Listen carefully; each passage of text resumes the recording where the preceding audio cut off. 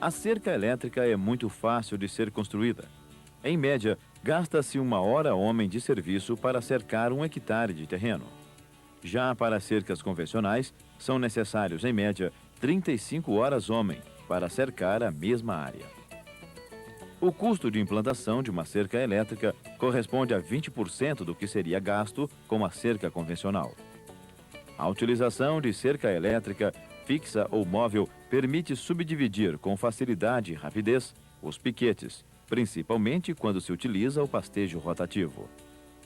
A cerca elétrica atua como barreira psicológica e não como barreira física, como acontece com a cerca convencional. Por isso, os animais ficam mais dóceis, além de evitar ferimentos nas peles e nos úberes, devido ao contato com cercas de arame farpado. Devido à inexistência de pressão dos animais sobre a cerca, sua vida útil é longa, estando vinculada apenas à qualidade dos materiais empregados. Independente do tipo de eletrificador utilizado, existem 2 termos referentes ao seu funcionamento, muito importantes de serem apresentados. O primeiro é a potência de saída do eletrificador. Esta potência define a extensão da cerca que cada modelo será capaz de energizar, mantendo a tensão e a corrente necessária para sensibilizar os animais, nas cercas em perfeitas condições. O outro parâmetro é a voltagem da cerca. Independente da potência do eletrificador, ele deverá eletrificar toda a cerca de tal forma que no ponto mais distante do aparelho, a tensão elétrica entre o fio da cerca e o solo seja no mínimo 3.000 volts.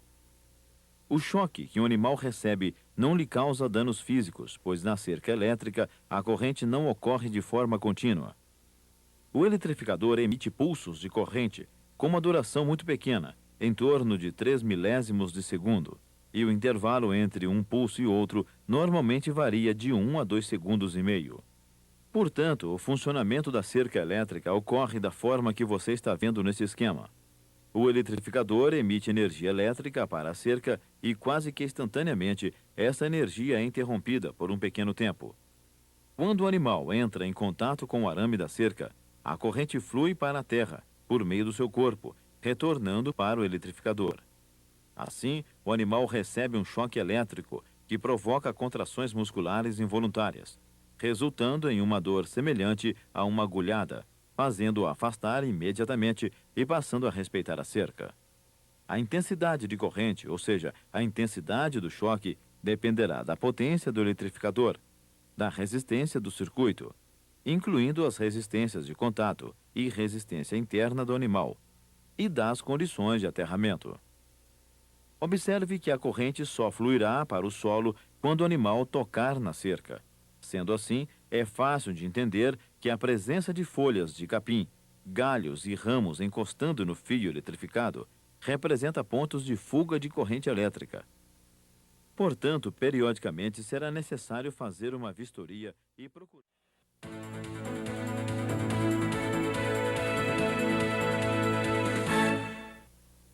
O eletrificador deve ficar em local de fácil acesso, bem arejado e protegido do sol e da chuva. Muitas vezes, pode-se aproveitar instalações já existentes para instalar o aparelho. Neste caso, por exemplo, ele será instalado aproveitando-se este abrigo de um conjunto motobomba de irrigação. Juntamente com o aparelho, normalmente vem um gabarito que facilita a sua instalação.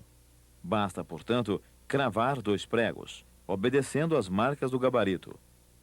E em seguida, o eletrificador poderá ser facilmente pendurado nesses pregos.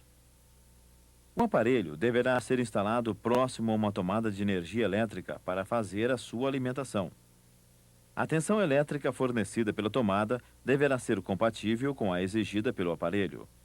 Neste caso, por exemplo, a tensão de funcionamento desse eletrificador varia de 220 a 240 volts. Depois de instalar o aparelho, deve-se construir o seu aterramento, que é feito introduzindo-se no solo hastes metálicas, cilíndricas cobreadas ou galvanizadas. Estas hastes, cravadas no solo, devem estar espaçadas no mínimo de 3 metros entre si e serem interligadas por um condutor de aterramento, que poderá ser de cobre ou de aço galvanizado. Uma das extremidades do condutor de aterramento é conectada no terminal de aterramento do eletrificador. A outra extremidade deve ser conectada às hastes de aterramento. É sempre bom lembrar que o tipo do conector utilizado para interligar o condutor de aterramento às hastes deverá ser compatível com o tipo de material utilizado.